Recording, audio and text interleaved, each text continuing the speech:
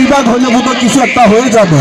কিন্তু আমরা বলি, আমরা প্রাচীনকাল থেকে গুপ্ত সম্রাটের আমল থেকে কুমিল্লা রাজধানী, কুমিল্লার চাঁদিনার বড় গ্রামটা ছিল রাজ, অতএব কুমিল্লা নামে কুমিল্লাকে বিভাগ দিতেই হবে।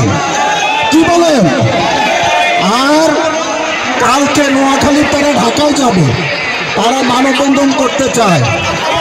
আমি বলি যদি সম্ভব হয় তাদেরকে আমরা পদুয়ার বাজারে একটা গোলাপ ফুল দিয়ে স্বাগত জানাবো যে ভাই তোরা গোলাপ ফুল নিয়ে যা, তবুও কুমিল্লা বিভাগের পক্ষে থাক।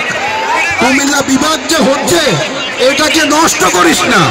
কুমিল্লা বিভাগে থাকলে ঐশ্বর্য বাড়বে নোয়াখালীর, নোয়াখালী গর্ব করতে পারবে যে প্রাচীন একটি এলাকার তারা বিভাগ পাইছে।